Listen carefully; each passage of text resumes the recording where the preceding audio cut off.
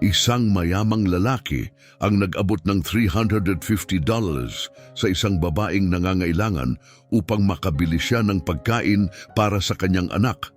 Kinabukasan, natagpuan niya ang babae sa tabi ng puntod ng kanyang asawa na pumanaw 4 na taon na ang nakalilipas. Si Ronnie Aquino ay dahan-dahang naglakad sa mga kalye ng lungsod matapos niyang kumain sa isa sa pinakamagandang restaurant sa downtown. Sa labas, patuloy ang pagbuhos ng ulan na lumilikha ng kumikislap na mga paddle na sumasalamin sa maliwanag na ilaw ng mga dumadaang kotse at matataas na gusali. Ang kanyang marangyang coat ay nagbigay proteksyon sa kanya mula sa lamig at basa, ngunit hindi ito sapat upang protektahan siya mula sa malalim na kahungkagan na kanyang dinadala sa loob. Sa loob ng mahigit 18 na taon mula ng trahedyang pagkamatay ng kanyang asawang si Cristina, hindi niya mapunan ang masakit na kawalan na iniwan nito.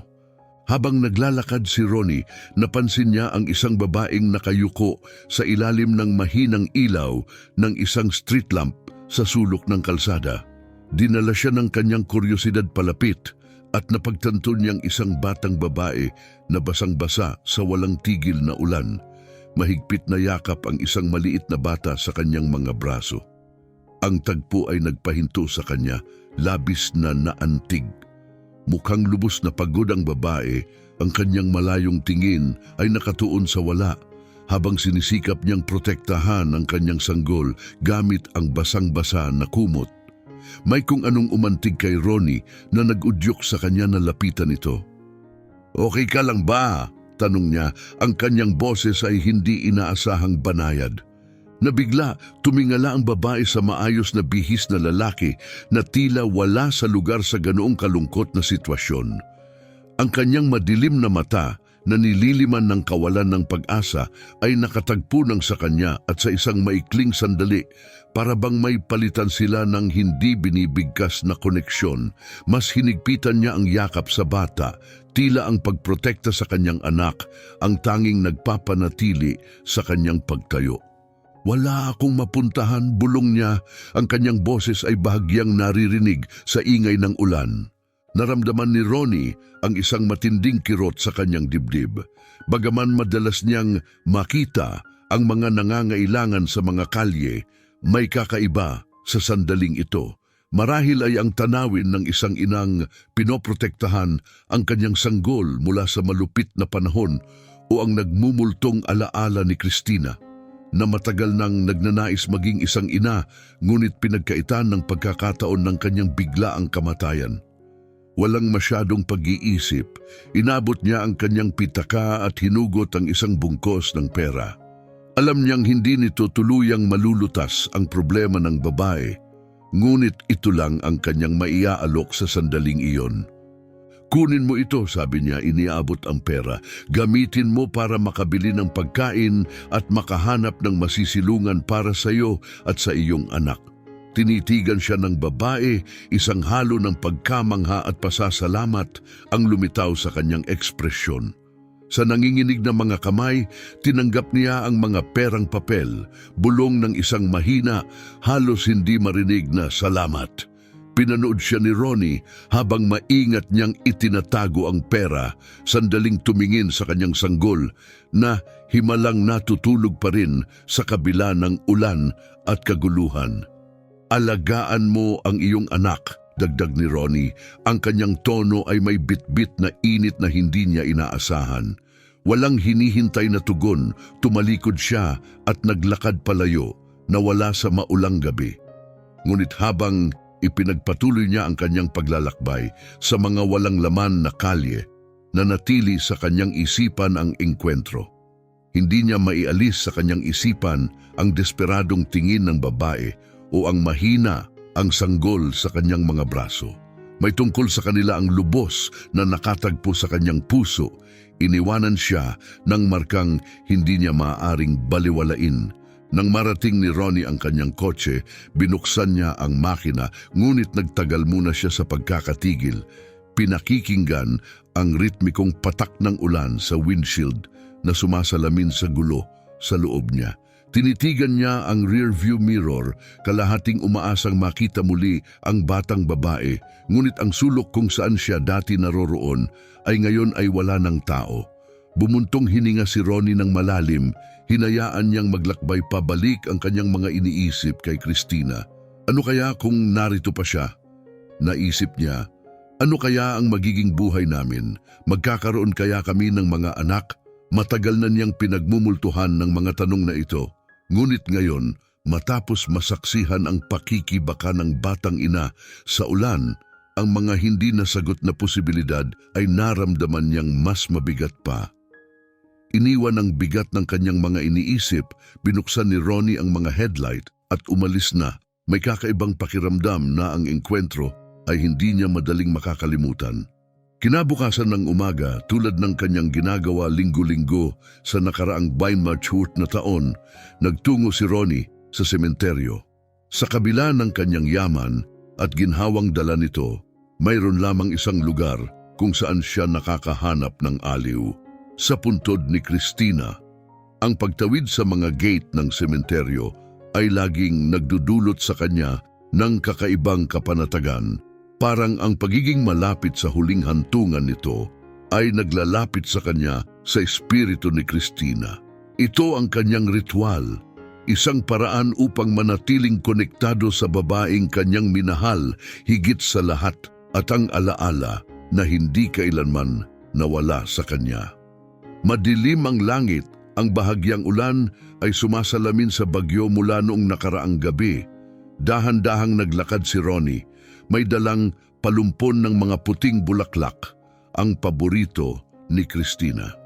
Sa loob ng mahigit 2 dekada, hindi niya kailanman napalampas ang lingguhang pagdalaw na ito. Pagdating sa kanyang libingan, lumuhod siya upang dahan-dahang ilagay ang mga bulaklak sa bato. Nanatili siyang tahimik doon, nakikipag-usap sa kanyang isipan, ibinabahagi ang pinakamalalim na sulok ng kanyang puso na parang naririnig pa rin niya ito. Ngunit sa pagkakataong ito, may kakaibang bagay ang kanyang napansin. Sa di kalayuan, may payat na figura ang lumuhod sa harap ng isa pang lapida, nanginginig sa ilalim ng mahinang ambon. Kumunot ang noo ni Ronnie sa hindi makapaniwala. Tila ito ang batang babae na kanyang nakilala noong nakaraang gabi. Saglit niyang naisip na hindi ito maaaring siya, ngunit nang siya ay lumapit, napagtanto niyang ito nga ang parehong babae. Ang tanawin ay nag-iwan sa kanya ng pansamantalang pagkabigla. Mukhang lubos siyang nakatuon sa kanyang kalungkutan, walang kamalay-malay sa kanyang presensya hanggang sa siya ay magsalita na. "Anong ginagawa mo rito?" tanong ni Ronnie. Ang kanyang boses ay mababa at may bahid ng hindi makapaniwala. Dahan-dahang itinaas ng babae ang kanyang ulo. Basa ang kanyang mukha, hindi lang mula sa ulan, kundi pati na rin mula sa mga luha na tahimik na dumadaloy sa kanyang mga pisngi. Sa kanyang kandungan, ang sanggol ay natutulog, nakabalot sa parehong basang kumot na ginamit noong nakaraang gabi. "Dumalaw ako sa aking ina," sagot niya ng mahina, pinipilit patatagin ang kanyang boses. Nabagabag si Ronnie habang pinoproseso ang kanyang mga salita. Ang kanyang ina? Dahan-dahan, lumipat ang kanyang tingin sa lapida sa harapan niya. Napahinto siya ng hininga nang mabasa ang pangalang nakaukit, Christina. Hindi ito maikakaila. Ang mga petsa na nakaukit sa bato ay nagmarka ng simula at wakas ng buhay ng kanyang minamahal na asawa. Nagkakarera ang isip ni Ronnie, hindi maipaliwanag ang kanyang nakikita. Hindi magkakatugma ang mga piraso at gayon paman sa kaibuturan, nadama niya ang isang kakaiba at lumalagong katiyakan, isa na nag-iwan sa kanya ng labis na mga tanong. Nagatubili si Ronnie, ang bawat salita ni Virginia ay bumabangga sa kanyang puso na tila mga alon na sunod-sunod na sumasalpok sa dalampasigan. Pilit niyang pinagsasama-sama ang mga piraso ng kanyang nakaraan, ngunit walang nagsasalubong. Papaano ito nangyari? Bakit hindi ko ito nalaman? Ang pagkalito at sakit ay halata sa kanyang boses. Sa mga mata ni Virginia, may isang sinseridad na mahirap tanggihan at sa kanyang yakap sa sanggol, isang pagmamahal na tila nagmula sa malalim na ugat ng kanyang puso. Ang aking pagkabata ay puno ng mga kwento tungkol kay Christina, ngunit hindi niya kailanman nabanggit ang tungkol sa'yo, patuloy ni Virginia. Ang aking mga magulang na nag-ampon sa akin ay sinabi lamang na siya'y pumanaw ng maaga, kamakailan lang pagkatapos kong magsaliksik at makakuha ng ilang mga dokumento, nalaman ko ang buong katotohanan. Napako ang tingin ni Ronnie sa lapida ni Christina, ang mga salitang nakaukit sa bato ay parang biglang naging mga simbolo ng isang nakaraang hindi niya ganap na naiintindihan. Ang kanyang mga kamay ay nanginig habang hawak niya ang buke ng puting bulaklak na ngayon ay tila mabigat na mabigat. Sino ang nagsabi sa iyo na si Christina ang iyong ina? Tanong ni Ronnie, umaasang makahanap ng butas sa kwento ni Virginia na magpapatunay na hindi ito maaaring totoo. Dito, sagot ni Virginia, inilabas niya ang isang lumang sulat na nakatiklop at may pagkupas. Isang liham mula kay Christina sa aking mga magulang na nag-ampon na humihingi ng tulong dahil hindi niya ako maalagaan at nais niyang mabigyan ako ng mas magandang buhay. Maingat na binuksan ni Ronnie ang sulat. Ang mga linya ay tila mga sanga ng puno na unti-unting nagdurugtong ng kanyang nakaraan at kasalukuyan.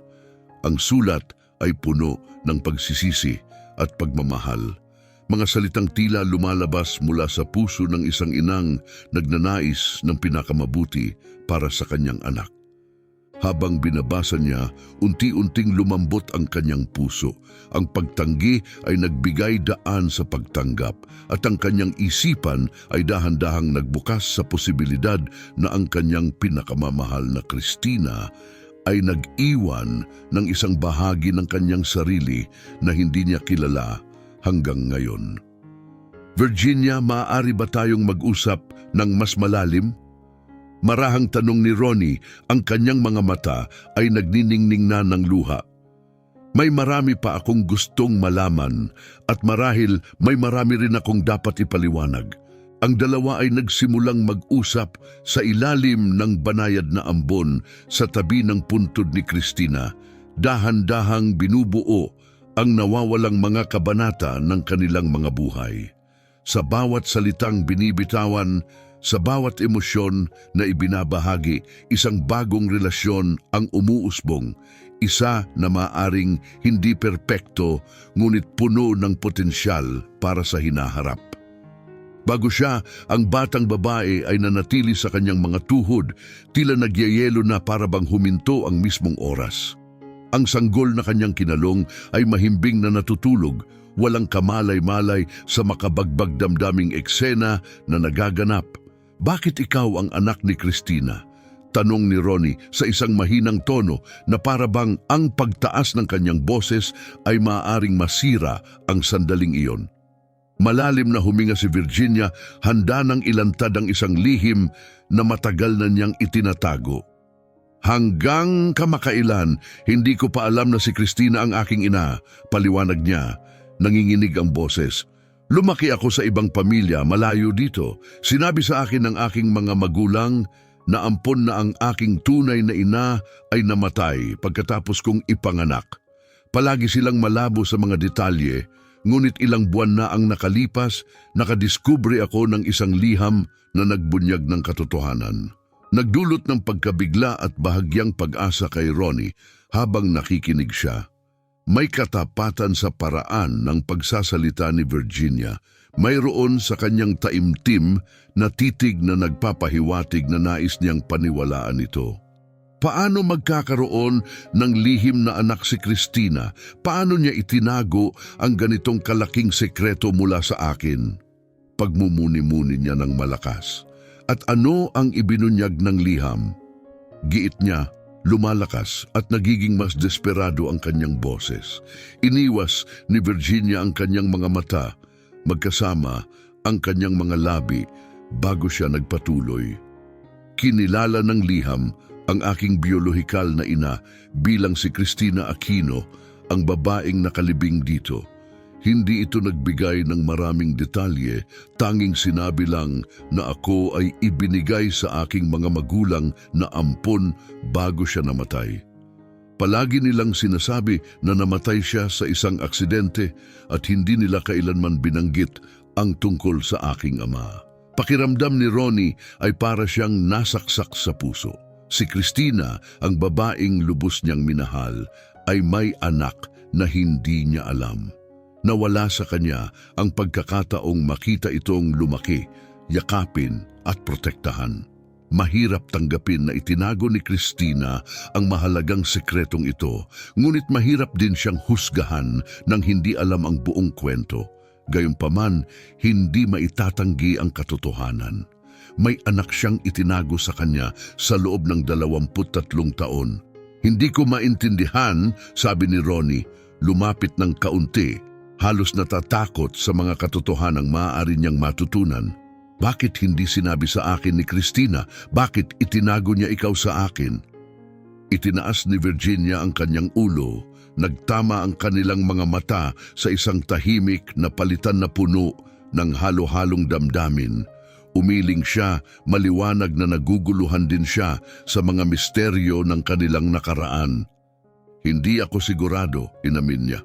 Naguguluhan din ako sa kanyang mga motibo, ngunit narito ako dahil kailangan kong malaman ang katotohanan.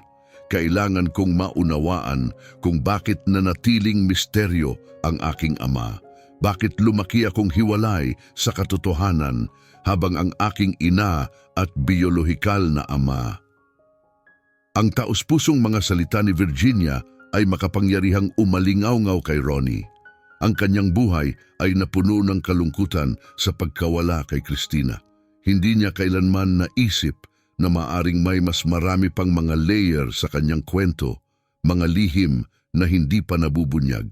Ngayon, sa harap ng kanyang anak, napagtanto niya na kaunti lang ang alam niya tungkol sa mga huling araw ni Cristina. Lumuhod si Ronnie sa tabi ni Virginia, ang kanyang muka ay pinagsamang pagkabigla at kalungkutan. Ang sanggol sa mga bisig ng batang babae ay umiyak ng mahina, isang makabagbag damdaming paalala na hindi lamang siya nakadiskubre ng isang anak, kundi pati na rin ng isang apo na ngayon lang niya nalaman. Kung ito nga ang totoo, simulang sabi ni Ronnie, nauutal ang kanyang boses, ikaw ay anak ko at ang batang ito, siya ay apo ko. Tumango ng marahan si Virginia habang tumutulo ang luha sa kanyang mukha. Kulang ang mga salita para maipahayag ang gulo ng damdamin na kanilang parehong nararanasan sa sandaling iyon. Sa buong buhay ni Ronnie, inakala niyang nawala na ang lahat ng mamatay si Cristina, ngunit bigla nakakuha siya ng hindi inaasahang pamilya, isang anak at isang apo.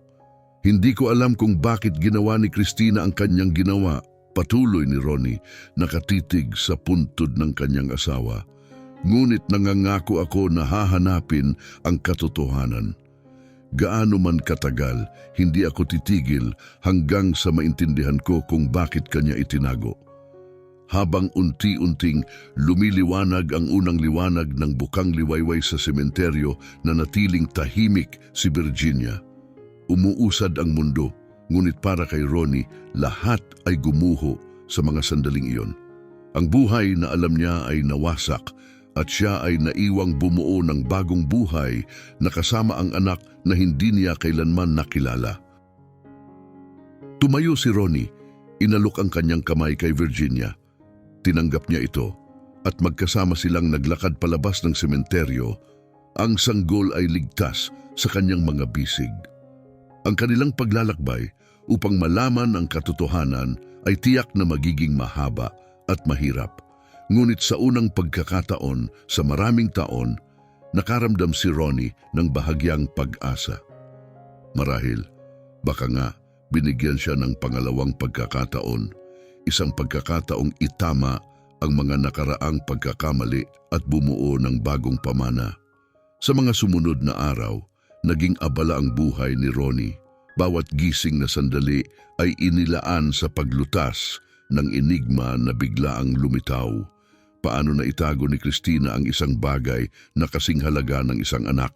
Ngayon sa ilalim ng kanyang bubong, sina Virginia at ang kanyang anak ay naninirahan sa isang silid sa kanyang malaking mansyon, bagaman mayroong halatang tensyon sa pagitan nila. Habang pinahahalagahan ni Virginia ang suporta ni Ronnie, ang mga tao ng pag-iisa at kawalan ng katiyakan ay hindi madaling mapawi ng kanilang bagong tuklas na pagkakamag-anak. Walang sinasayang na oras, hinanap ni Ronnie ang ekspertong payo ng kanyang pinagkakatiwalaang abogado si Ricky Morales na bihasa sa paghawak ng sensitibong mga usapin. Pamilyar si Ricky sa mga trahedyang nangyari kay Ronnie, kabilang ang pagkamatay ni Cristina, at nauunawaan niya ang lalim ng matagal ng dalamhati ng kanyang kaibigan. Sa pagkarinig ng mga paghahayag, nagulat din si Ricky tulad ni Ronnie. Mas komplikado ito kaysa sa tila, sabi ni Ricky habang umuupo sa katad na upuan sa pag-aaral ni Ronnie. Kung talagang may anak si Cristina ng lihim, dapat may iba pang kasabwat. Ang pagtatago ng ganitong katotohanan sa loob ng mahabang panahon ay hindi madali.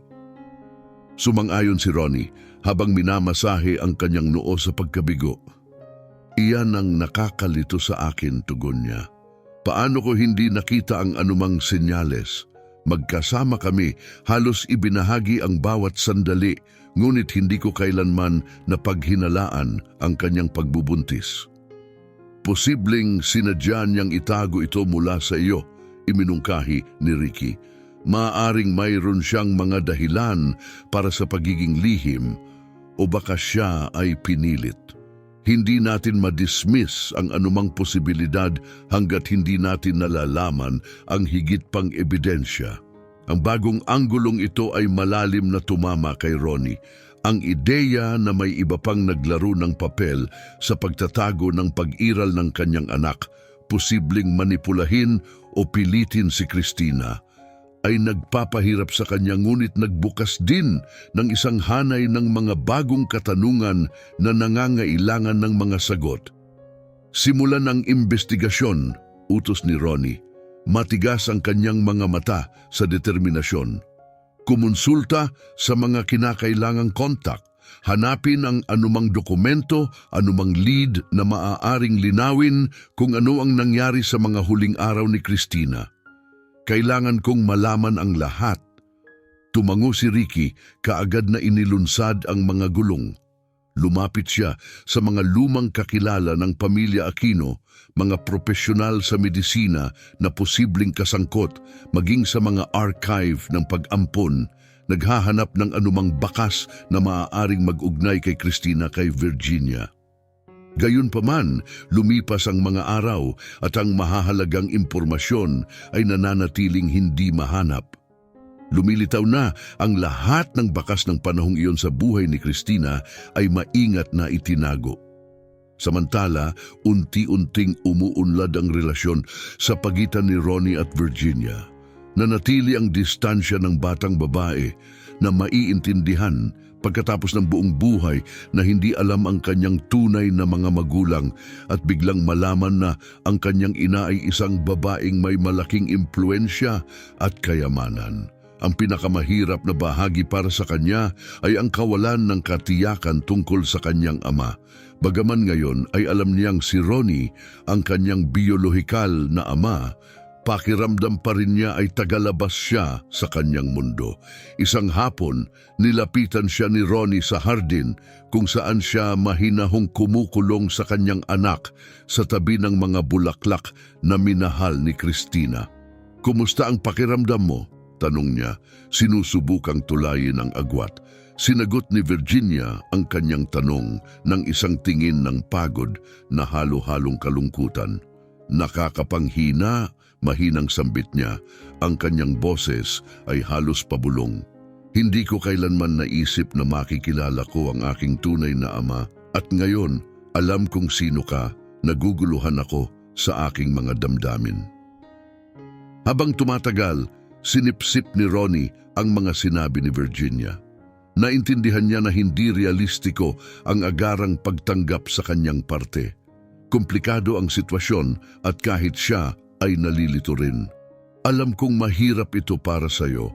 Sa wakas ay sabi niya, at hindi ako umaasa sa iyong agarang tiwala, ngunit nais kong maintindihan mo na narito ako para suportahan ka at ang iyong anak. Hindi mo haharapin itong mag-isa. Tumango lamang si Virginia, itinatago ang kanyang mga saloobin. Mahaba at mabigat ang landas patungo sa katotohanan at pagbabago, ngunit nakatuon si Ronnie sa pagtahak dito, anuman ang oras o pagsisikap na kinakailangan. Nakasisiguro siya na ang katotohanan ay nakabaon, handa ng matuklasan at maglilinaw sa lahat pagka ito'y nahayag. Habang nakatingin sa abot-tanaw, pinanood ni Ronnie ang paglubog ng araw na nagpipinta sa langit ng mga kulay kahel at rosas. Sa kabila ng magulong nakaraan na hindi pa rin naayos, determinado siyang harapin ang lahat para sa kanyang anak na babae at apo. Makalipas ang ilang araw sa investigasyon, dumating si Ricky sa mansyon ni Ronnie, bit-bit ang makapal na folder na puno ng mga dokumento at natuklasan. Tinanggap siya sa pag-aaral ni Ronnie, isang kanlungan para kay Ronnie kapag hindi na niya makayanan ang mga pasanin ng kanyang nakaraan. Ang mga pader ay puno ng maraming larawan ng buhay niya kasama si Christina. Bawat isa ay kumakatawan sa mga sandaling puno ng pagmamahal na kanilang ibinahagi at mga pagkawalang kanyang tiniis. Umupo si Ricky sa tapat ni Ronnie, ang kanyang mukha ay bakas ang pag-aalala. Bilang isang abogado, alam niya ang potensyal na nakakasirang epekto ng impormasyong dala niya, ngunit kinikilala rin niya ang karapatan ni Ronnie na malaman ang buong katotohanan, gaano man ito kasakit. May natuklasan ako, Ronnie. Pag-anunsyo ni Ricky, inilapag ang folder sa mesa. Hindi ito naging diretsong proseso, ngunit may mga detalye dito na kailangan mong makita. Gamit ang nanginginig na mga kamay, kinuha ni Ronnie ang folder. Alam na ang laman nito ay maaaring magbago sa kanyang pag-unawa kay Christina at sa kanyang mga huling taon. Maingat niya itong binuksan, mabilis na sinisipat ang mga unang dokumento. Una, sinuri ko ang medikal na kasaysayan ni Christina, patuloy ni Ricky. Marami siyang pagbisita sa doktor sa mga buwan bago siya pumanaw at kakaiba na hindi niya ito nabanggit sa'yo, di ba? Umiling si Ronnie, naalala ang pagkakalayo ni Christina sa kanyang mga huling buwan. Inisip niya na ang kanyang pag-uugali ay dahil sa stress o menor de edad na mga alalahanin. Hindi kailanman pinaghihinalaang maaaring itago niya ang isang bagay na kasing halaga ng isang pagbubuntis. Mayroon pang iba, patuloy ni Ricky. Mukhang pinag-isipan ni Christina na itago ang pagbubuntis o hindi kahit papaano ay hindi ito ipaalam sa iyo. Hindi ako sigurado sa kanyang mga motibo, ngunit ipinapakita ng medical na record na mayroon siyang pribadong konsultasyon malayo sa kanyang karaniwang mga ospital. Habang nakikinig sa mga revelasyong ito, umikot ang tiyan ni Ronnie. Nahihirapan siyang unawain kung bakit itatago ni Christina ang ganitong mahalagang impormasyon. Ang pag-iisip na may iba pang hindi kilalang mga kadahilanan na humantong sa kanyang lihim ay nagdulot sa kanya ng halo ng kalituhan at kalungkutan. Naglakad-lakad si Ronnie pabalik-balik sa silid. Ang bawat bagong detalye tungkol kay Christina ay nadaragdagan ang kanyang pagkabahala. Natulala siya sa kanyang mga nakatagong katotohanan. Nakikipaglaban sa mga damdaming pagtataksil habang napagtanto na may mga aspeto pa siyang hindi pa natutuklasan. Ang misteryong ito ay nagpalakas ng kanyang determinasyon na harapin si Jimmy Caballero. Kailangan kong maunawaan ang kanyang mga dahilan, bulong ni Ronnie, nagsasalita ng higit pa sa kanyang sarili kaysa kay Ricky. Kung ang pagkikita kay Jimmy ay maglilinaw sa kanyang mga aksyon, kailangan kong ituloy ito. Tumango si Ricky, nakadama ng lalim ng sitwasyon. Mag-aayos ako ng pagkikita sa lalong madaling panahon. Magiging hamon ito, ngunit sisiguraduhin kong makikipagkita si Jimmy sa iyo. Pagkatapos umalis ni Ricky upang ayusin ang pagkikita, tumingin si Ronnie sa bintana. Ang maulap na langit ay sumasalamin sa kanyang magulong emosyon. Naglibot ang kanyang mga isipan kay Virginia at sa kanyang anak, ang bagong natuklasan niyang apo, na nagmuni-muni kung paano hinubog ng mga lihim ang kanyang pamilya at ang mahirap na paglalakbay patungo sa pag-aayos ng mga ugnayang ito. Sa mga sumunod na araw, nagsikap si Ronnie na makipag-ugnayan kay Virginia. Ibinabahagi ang mga anekdota tungkol kay Christina at sinisikap na magkaugnay sa kanilang karaniwang pinagmulan. Gayunpaman, nanatiling malayo si Virginia. Ang paminsan-minsang paglambot ng kanyang mga ekspresyon ay nagpapakita na kinikilala niya ang kanyang mga pagtatangka, ngunit ang malalim na mga damdamin ng pag-abandona ay bumuo ng mataas na mga pader sa paligid ng kanyang puso.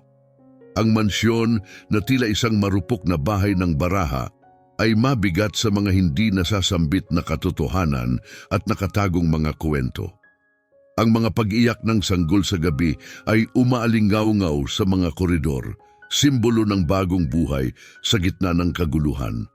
Ang mga gabi ni Virginia ay ginugugol sa tahimik na mga lalabay na kinakalma ang kanyang anak at marahil ay pinapagaan din ang kanyang sariling nababagabag na isipan.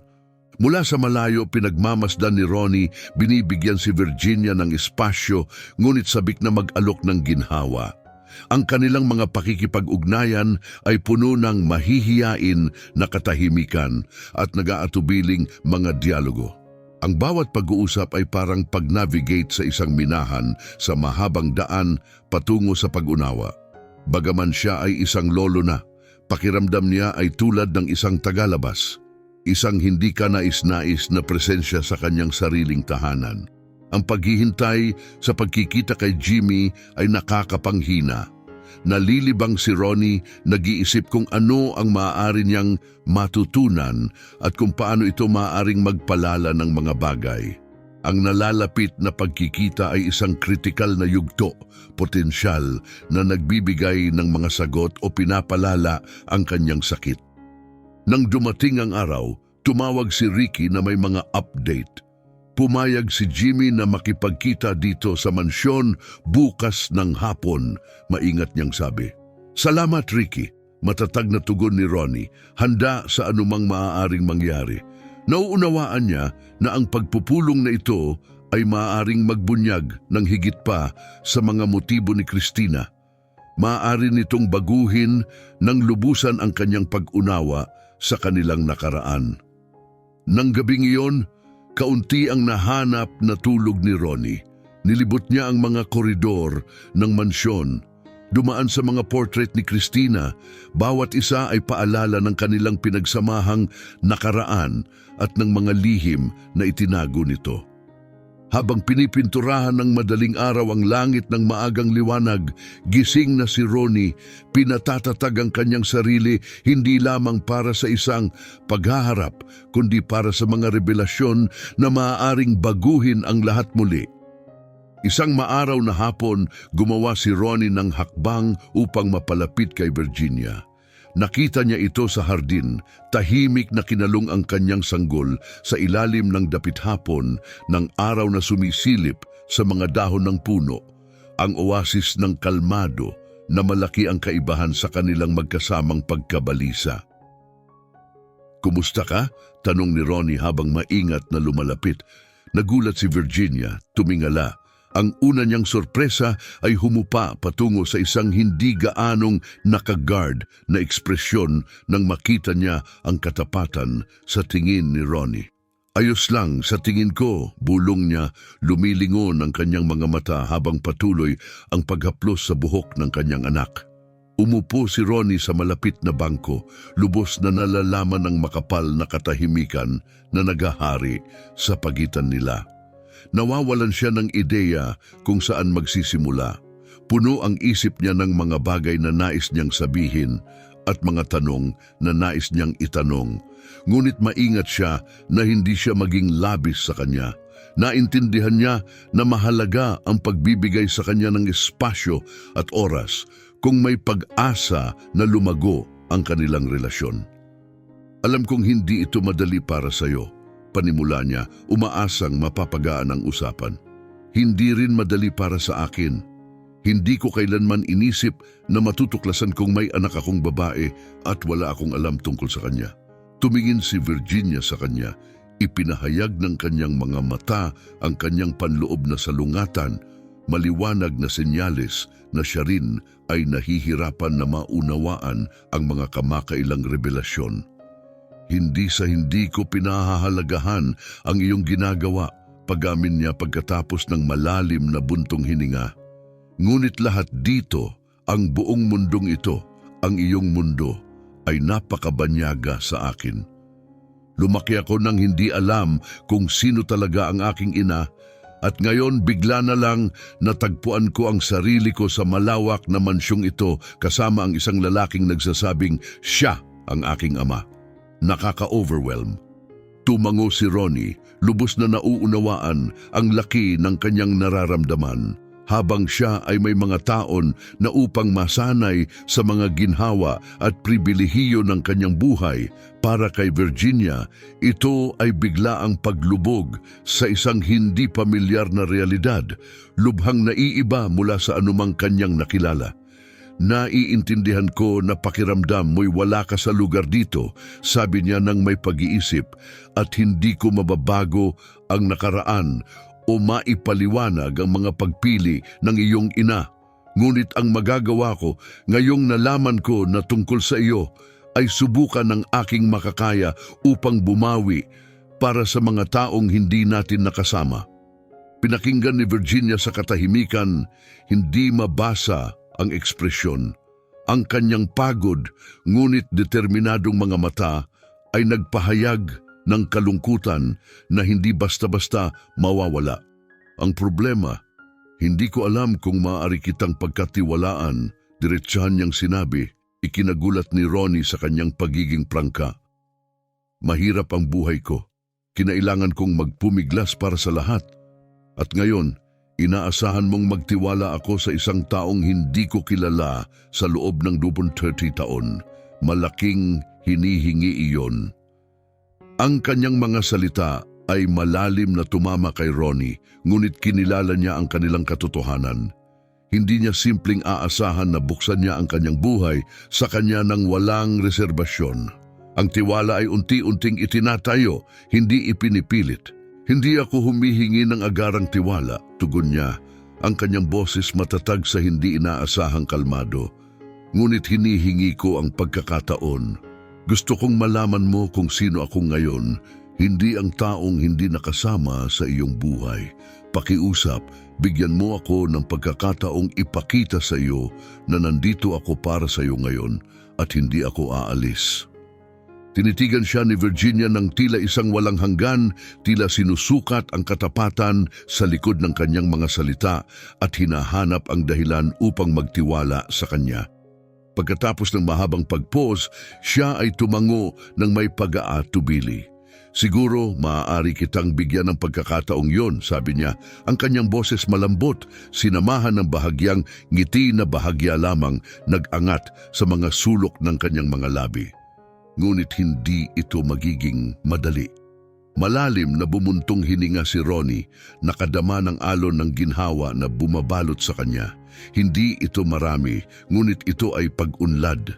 At sa ngayon, sapat na iyon upang patuloy siyang magpatuloy. Ilang araw matapos ang kanilang pag-uusap sa hardin, nakatanggap si Ronnie ng hindi inaasahang tawag mula kay Ricky. Ang abogado na walang tigil na nagsisiyasat sa mga pangyayari sa huling araw ni Christina at sa mga individual na nakaugnay sa kanyang mahiwagang sekreto, ay nakatuklas ng isang mahalagang bagay. Sa kabilang dulo ng linya, ang karaniwang kalmado at profesional na tono ni Ricky ay may halo ng tensyon. Ronnie, may kailangan kang marinig. Mahirap itong iproseso, ngunit maaaring magbigay liwanag ito sa kung ano talaga ang nangyari bago ang kamatayan ni Christina, seryosong sabi ni Ricky. Nanginig ang tiyan ni Ronnie sa mga salita. Sabik siyang makakuha ng mga sagot, ngunit kinatatakutan niya ang maaaring ibunyag nito. Walang pag-aalinlangan, nag-schedule sila ng pagpupulong sa mansyon mamayang hapon upang talakayin ang mga bagong natuklasan. Ang mga oras na nagdaan bago ang kanilang pagpupulong ay puno ng labis na kaba na hindi naranasan ni Ronnie sa loob ng maraming taon. Mula nang muling lumitaw si Virginia, ang kanyang pag-unawa sa nakaraan ay nabali. Ang bawat sagot ay tila nagpapalitaw ng higit pang nakakabahalang mga tanong. Nang sa wakas ay dumating si Ricky sa mansyon, ang kanyang malungkot na ekspresyon ay nagkumpirma sa pinakamasamang pangamba ni Ronnie. Ang mga revelasyon ay magiging masakit. Tinungo nila ang opisina, isang pamilyar na lugar kung saan maraming pag-uusap tungkol sa negosyo at personal na mga pakikibaka ang naganap. Ngunit sa pagkakataong ito, ang pag-uusap ay tatama sa mismong puso ng buhay ni Ronnie. Nakatuklas ako ng ebidensya na ang desisyon ni Christina na itago ang pagbubuntis ay hindi ganap na kanyang sarili. Panimulang sabi ni Ricky, inilatag ang ilang mga dokumento sa harap ni Ronnie.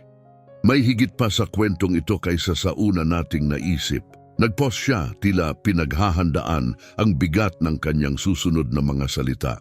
Si Jimmy Caballero, patuloy niya, ay isang pangalan na narinig mo na dati. Hindi siya basta isang kaswal na kakilala ni Christina. Mas malaki ang papel niya sa buhay niya kaysa sa inaakala natin. Tila umikot ang mundo ni Ronnie habang tinatanggap niya ang pangalan. Sino? Tanong niya. Halos hindi marinig ang kanyang boses. Si Jimmy, ulit ni Ricky. Maaaring naaalala mo ang pangalan, ngunit hindi masyado tungkol sa kanya. Bahagi siya ng buhay ni Christina, ngunit hindi mo kailaman napagtanto ang lawak ng kanyang pagkakasangkot. Hayaan mong linawin ko, walang ebidensya na nagmumungkahi ng isang romantikong relasyon, dagdag niya agad. Napansin ang lumalaking tensyon ni Ronnie, ngunit siya ay naging instrumental sa kanyang desisyon na itago ang pagbubuntis. Inayos ni Jimmy ang pag-ampon kay Virginia. Tiniyak niyang hindi mo malalaman ang tungkol sa kanyang pag-iral. Nanigas si Ronnie, nahihirapan tanggapin ang lawak ng kanyang natutunan. Ang ideya na si Christina, ang babaeng lubos niyang pinagkakatiwalaan, ay maaaring magtago ng isang bagay na napakalaki ay hindi niya maisip. Ang pagkakasangkot ni Jimmy, isang taong bahagya niyang naaalala, ay lalo pang nagpalalim sa pagtataksil. Bakit niya gagawin iyon? Tanong ni Ronnie, ang kanyang boses ay puno ng galit at hindi makapaniwala. Bakit siya lumapit sa kanya imbis na sa akin? Bakit niya inisip na hindi ako karapat-dapat malaman tungkol sa aking anak? Ang ekspresyon ni Ricky ay sumasalamin sa komplikasyon ng sitwasyon. Isang halo ng pagsisisi at kawalan ng magawa.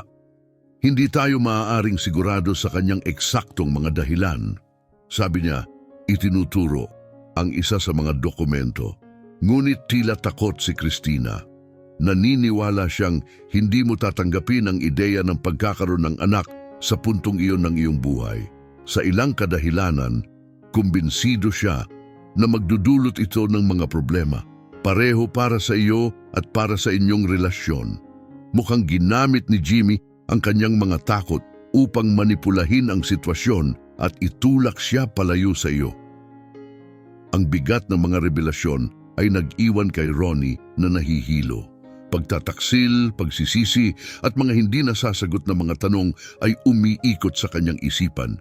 Iniwan siyang nagtataka kung paano bubuuin ang mga piraso ng isang katotohanan na kanyang simulang nauunawaan lamang. Naramdaman ni Ronnie ang labis na halo ng galit at lungkot. Bahagi niya ang gusto sanang makiramay sa takot ni Christina sa pag-amin ng katotohanan, ngunit may bahagi rin sa kanya na nag-aalab sa galit dahil sa mapanlinlang na pakikialam ni Jimmy. Ang ideya na may ibang taong nakaimpluwensya sa napakahalagang yugto ng kanyang buhay ay halos hindi niya matanggap. Paano ako naging bulag? Bulong ni Ronnie na may halong inis sa kanyang boses. Pagkatapos, sa isang bugso ng determinasyon, nagpatuloy siya. Kailangan ko siyang harapin. Gusto kong malaman kung bakit niya ito ginawa. Bakit niya itinulak palayo sa akin si Christina sa mga huling buwan? Kailangan kong marinig ang katotohanan mula sa kanya mismo. Tumango si Ricky bagamat maingat ang kanyang ekspresyon. Natuntun ko na siya, sabi niya. Si Jimmy ay namuhay sa pagkakaila sa mahabang panahon. Hindi siya yung tipong madaling aamin sa kanyang pagkakamali. Ngunit determinado na si Ronnie na harapin anuman ang nasa unahan. Kahit na gaano kasakit ang mga paghahayag, determinado siyang makaharap si Jimmy ng personal. Kailangan niya ng mga sagot. Kailangang marinig kung bakit inako ng taong ito ang responsibilidad na makialam sa pinakapribadong usapin ng kanyang pamilya. Ito lamang ang landas na maaaring magbigay sa kanya ng pakiramdam ng pagsasara sa gitna ng kaguluhan na bumalot sa kanyang buhay. Gawin natin ito, sabi ni Ronnie nang may pinalidad, matatag ang boses. Handa na ako.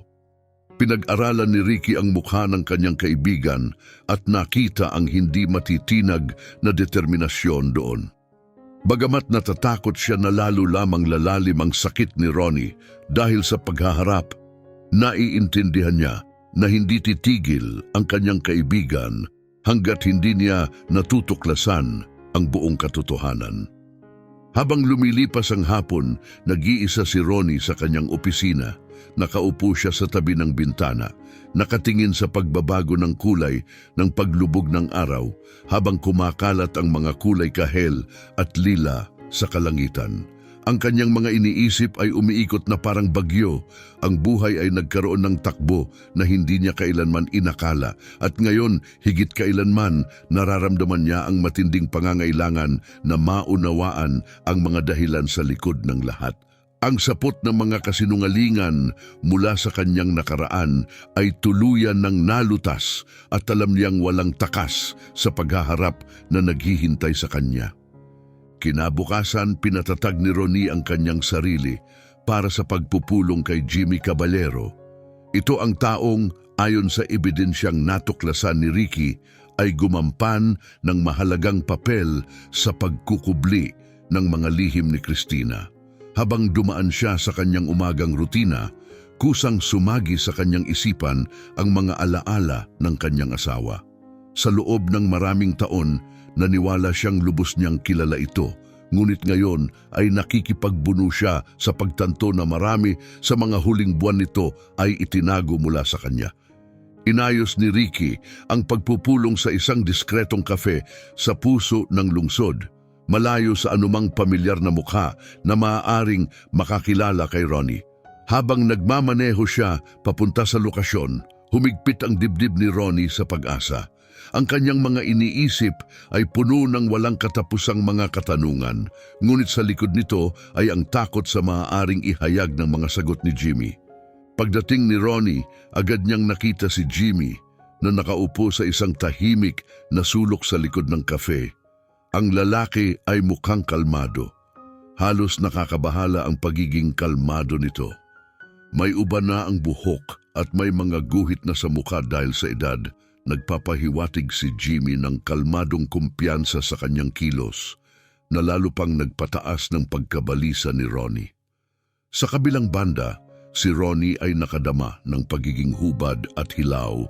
Bawat hakbang patungo sa mesa ay nagpapalaki ng kanyang kahinaan. Salamat sa pagdating, sabi ni Jimmy nang umupo si Ronnie sa tapat niya. Mahinahon at sukatan ang kanyang boses, tila sanay siya sa pagharap sa mga tensyonadong paghaharap. Tinitigan siya ni Ronnie, matigas at hindi nagpapakita ng anumang damdamin ang kanyang mukha. Hindi ako narito para sa mga kasiyahan, sabi niya ng diretso sa punto. Kailangan ko ng mga sagot.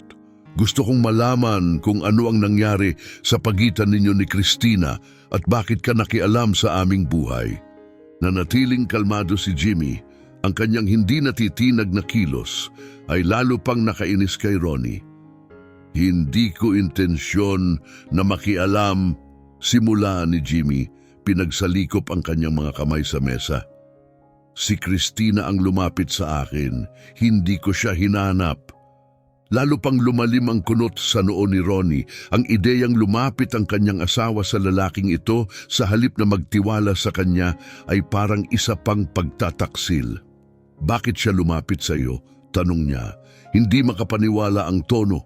Bakit hindi siya lumapit sa akin? Ako ang kanyang asawa. Nagtayo kami ng buhay na magkasama. Ano ang nagpalagay sa iyo na may magagawa ka para sa kanya na hindi ko magagawa? Napabuntong hininga si Jimmy, isang mabigat na tunog na tila may daladalang taon ng mga alaala. Natatakot si Christina, sabi niya ng mahina. Sa mga huling buwan, naramdaman niyang hindi siya makapagsalita sa iyo. Hindi dahil hindi kanya mahal, kundi dahil sa palagay niya, hindi mo ito mahahawakan ng maayos. Inisip niya na ang pagbubuntis ay magdudulot ng kaguluhan sa iyong mga negosyo, sa iyong pamumuhay, sa lahat ng iyong pinagtutuunan ng pansin noon.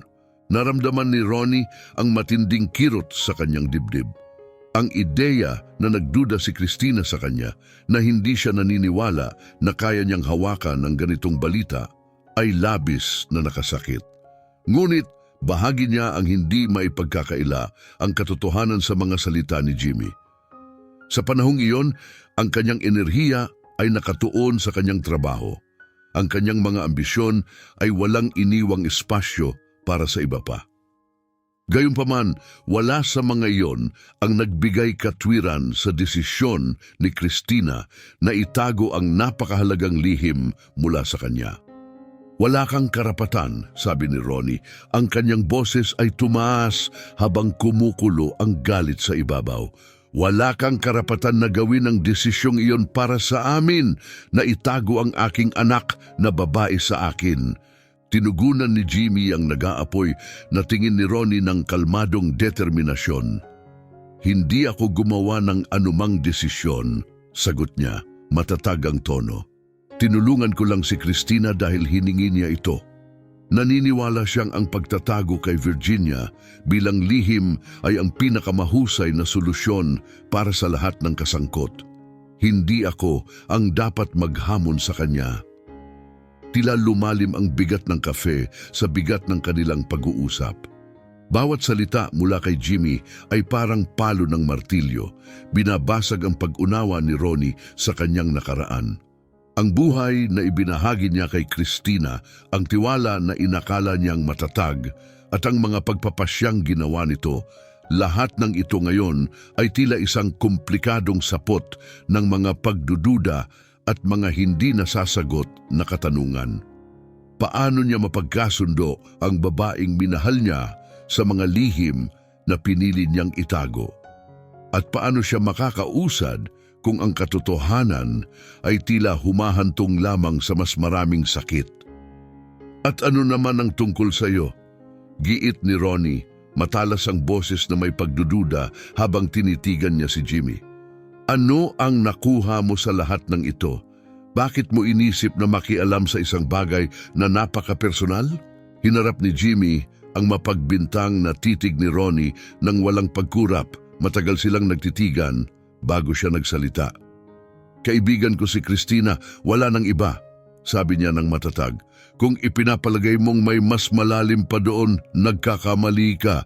Lumapit siya sa akin para humingi ng tulong dahil hindi niya alam kung saan pa siya tatakbo. Nakialam ako dahil hiningi niya, hindi dahil may makukuha ako.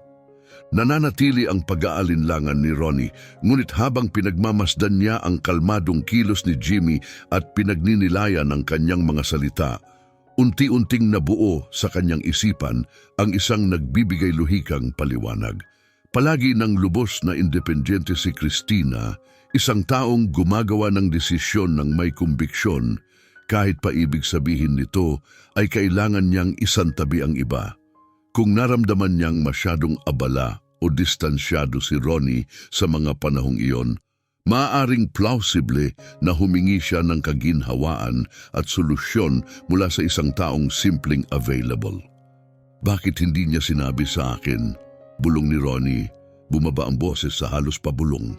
Hindi niya talaga tinatanong si Jimmy kundi ang alaala ni Cristina mismo, isang walang saysay na pakiusap sa babaeng hindi na makakasagot. Bahagyang umiling si Jimmy, ang uri ng pagkibit-balikat na kumikilala sa komplikadong pagpili na ginawa sa takot at kawalang katiyakan. Baka hindi mo na malaman ang tiyak na dahilan, sabi niya. Mas malambot na ngayon ang boses bagaman matatag pa rin. Pero sa nakita ko, akala niya ay pinoprotektahan ka niya. Pinoprotektahan din niya ang kanyang sarili. Hindi ko inaakala na dahil sa pagdududa niya sa pagmamahal mo sa kanya o sa anak. Sa tingin ko, naniwala siyang masyadong mabigat para sa inyong dalawa ang pasanin ng lahat. Nadama ni Ronnie ang bigat ng mga salita ni Jimmy na bumalot sa kanya tulad ng isang nakakasakal na kumot. Ang ideya na pinili ni Cristina ang lihim dahil sa maling akala ng pag-aalaga ay parehong nakaaaliw at nakakagalit. Pinahupa nito ang sakit ng pagtataksil, ngunit pinalalim ang kirot ng lahat ng nawala dahil dito. Sa kanyang pagsisikap na protektahan silang pareho, sa halip ay lumikha siya ng isang puwang na ngayon ay tila imposible ng tulayin. Matapos ang malalim na katahimikan, si Ronnie na dumating sa pagpupulong na puno ng galit at naghahanap ng mga sagot, ay naharap sa isang hindi inaasahang katotohanan. Kumilos si Cristina dahil sa takot, hindi dahil sa masamang intensyon, at bagaman hindi niya lubos na maintindihan ang kanyang mga motibo. Wala na siyang kinikim-kim na galit, tanging malalim na kalungkutan lamang. Salamat sa pag-amin mo ng katotohanan, sabi niya habang tumatayo mula sa mesa. Tahimik na pinanood ni Jimmy si Ronnie habang umalis ito, mabigat ang dala ng kanilang pag-uusap. Habang bumabalik si Ronnie sa kanyang mansyon, tila umaalingaw-ngaw ang bigat ng kanilang diskusyon sa bawat hakbang niya. May ilang sagot na siya ngayon, ngunit ang mga ito ay humantong lamang sa mas maraming sakit. Mas nakakabigat pa kaysa dati ang katahimikan sa kanyang tahanan habang papunta siya sa kanyang opisina. Pinagninilayan ang mga unilateral na desisyon ni Cristina at ang malaking impluensya ni Jimmy. Pagpasok niya sa opisina, nakita niya si Virginia na may hawak na sanggol, tahimik na nakaupo. Ang tanawing ito ay nagdulot sa kanya ng halo ng lambing at pagsisisi. Naging abala siya sa kanyang paghahanap sa katotohanan, hindi niya isinaalang-alang ang damdamin ni Virginia, bagaman siya ang tunay na biktima na pinagkaitan ng ama ng walang dahilan. Hello, bati ni Ronnie nang mahina umupo sa tapat niya. Kalmado ngunit pagod ang hitsura ni Virginia. Tinugon niya ang bati at nagtanong tungkol sa pulong nang hindi agad humihingi ng sagot. Nahihirapan si Ronnie kung paano ipaliwanag na ang mga lihim ng kanilang nakaraan ay kasangkot ang mga desisyong hindi man lang niya alam. Kinausap ko si Jimmy Caballero, simula ni Ronnie, hindi inaasahang matatag ang boses. Bahagi siya ng lahat ng ito, tinulungan niya ang iyong ina na ayusin ang pag-ampon para itago ang iyong pagkasilang. Maingat na nakikinig si Virginia, kalmado ang ekspresyon ngunit umaasang may mas malalim pang mga revelasyon. Ano ang sinabi niya sa iyo? Marahang tanong niya habang pinapatahan ang bahagyang gumagalaw niyang sanggol. Dahan-dahang huminga si Ronnie, ipinaliwanag na natatakot ang kanyang ina na ang pag-amin kay Virginia ay labis na makakagulo sa kanilang buhay. Noon, naniwala ang kanyang ina na ang paglilihim ang pinakamainam na landas para sa lahat. Kalmado ang reaksyon ni Virginia, ngunit napansin ni Ronnie ang tensyon sa kanyang kilos habang pinoproseso niya na itinago siya ng kanyang ina, iniisip na para sa kanyang kapakanan. Kay ironic, mapait niyang puna, buong buhay ko akong nagtataka tungkol sa aking mga magulang para lang malaman na itinago ako sa kanila upang protektahan ka. Nadama muli ni Ronnie ang kirot ng pagkakasala, walang mga salitang makapagpapagaan ng sakit ni Virginia o magbabago sa nakaraan. Matindi ang realidad at pareho nilang kailangang harapin ang mga kahihinatnan ng mga desisyong ginawa nang walang kanilang pahintulot. Pasensya na, Virginia, taus-pusong sabi ni Ronnie. Kung alam ko lang, ipinaglaban ko sana na mapanatili ka. Ang tingin ni Virginia, puno ng hindi pa naluluhang mga luha, ay nagpapahiwatig ng komplikadong damdamin niya. Kailangan ko ng panahon para pag-isipan ang lahat ng ito, amin niya, nanginginig ang boses. Bagamat pinahahalagahan ko ang iyong katapatan, mas lalo akong nalilito ngayon. Naintindihan ito ni Ronnie at tiniyak niya na nandoon siya kapag handa na siya. Habang tumatayo si Virginia para umalis, tinitigan siya ni Ronnie nang may parehong pagmamalaki at lungkot. Siya ay matatag, marahil mas higit pa sa kanyang nararamdaman sa sandaling iyon. Pinaghiwalay sila ng nakaraan, ngunit ngayon may pagkakataon silang bumuo ng bagong kinabukasan na magkasama. Ang pinto ay dahan-dahang sumara. Iniwan si Ronnie na mag-isa, naglulublob sa kanyang mga iniisip. Tahimik ang opisina, ngunit sa unang pagkakataon sa mahabang panahon, hindi ito pakiramdam na ganap na walang laman. Sa gitna ng kaguluhan, may kislap ng pag-asa na umusbong. Dumaloy ang oras ng dahan-dahan sa mansyon ni Ronnie sa mga sumunod na araw, at isang mabigat na tensyon ang nanatili sa hangin. Bagamat natuklasan niya ang ilang katotohanan at nagsimulang bumuo ng maselang ugnayan kay Virginia, ang mga iniisip sa mga bagay na nananatiling nakatago ay patuloy na bumabagabag sa kanya. Ang patuloy na presensya ni Christina at ang mga hindi nalutas na desisyon bago siya pumanaw ay mabigat na pumipigil sa kanya. Isang umaga habang inaayos ni Ronnie ang mga papel sa kanyang opisina, isang tawag sa telepono mula kay Ricky ang bigla siyang nagulantang. Ang puno ng pagmamadali na boses ni Ricky ay nagpabangon sa kanya ng tuwid. Ronnie, may kailangan akong sabihin sa'yo, panimula ni Ricky, ang kanyang boses ay seryoso. Patuloy akong naguhukay tungkol kay Jimmy Caballero at may natuklasan akong kritikal. Tumaas ang tensyon ni Ronnie. Bawat pagbubunyag ay tila lalo pang nagpapakomplikado sa mga bagay, nagdadagdag ng pagdududa sa mga pangyayari na nakapalibot kay Christina. Ano ito? Tanong ni Ronnie, pinipilit manatiling kalmado. Hindi lang tinulungan ni Jimmy si Christina na itago ang kanyang pagbubuntis. Nagatubili si Ricky, saka idinagdag, maaring may mas madilim siyang ginampanan sa kanyang pagkamatay. Parang huminto ang oras para kay Ronnie habang lumulubog sa kanya ang implikasyon ng mga salita ni Ricky. Ano ang ibig mong sabihin? Hinihingi ni Ronnie, ang kanyang boses nanginginig. Malalim na huminga si Ricky bago sumagot. May ebidensya na nagmumungkahi na maaaring hindi aksidente ang pagkamatay ni Christina.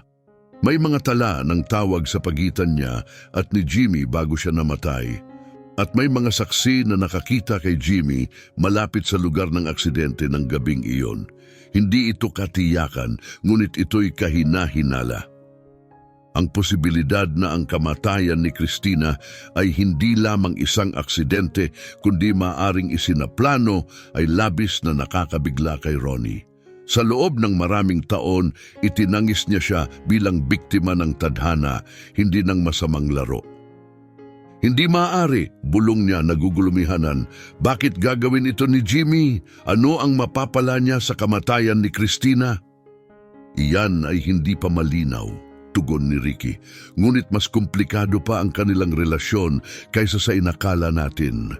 Marahil ay naramdaman ni Jimmy na nanganganib siya sa pagbubuntis o sinubukan ni Christina na makatakas sa kanya. Nahirapan si Ronnie na iproseso ito.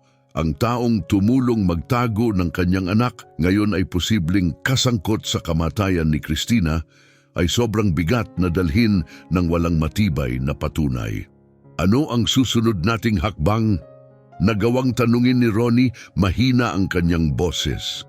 Patuloy akong mag-iimbestiga, iginiit ni Ricky. Kailangan natin ng matibay na ebidensya bago tayo gumawa ng anumang hakbang. Ngunit maaaring magbago ito ng lahat. Pagkatapos ibaba ang tawag, nanatiling nakatulala si Ronnie, nakatingin sa labas ng bintana ng kanyang opisina. Nabuhay siya sa pagkawala ni Christina ng mahigit 2 dekada. Tinatanggap ito bilang trahedya ngunit aksidente.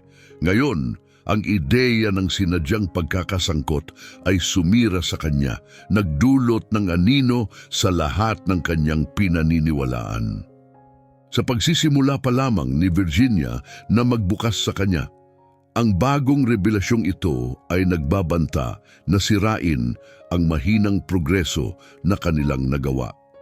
Ang pag-iisip na mawalan ng pagkakataon na muling makasama ang kanyang anak ay lalo pang nagpapalalim sa kanyang pagkawalang pag-asa. Sa madilim na sandaling ito, nakadama si Ronnie ng napakalaking pag-iisa, hindi sigurado sa anumang landas na susundan. Umaasa akong naantig kayo ng kwentong ito. Kung oo, pakiusap na isaalang-alang ang pag-subscribe sa aming channel para sa mas marami pang nakakaantig na salaysay tulad nito. Huwag kalimutang i-like ang video na ito at ibahagi ang inyong mga opinyon sa seksyon ng mga komento sa ibaba. Kita-kits sa susunod nating video.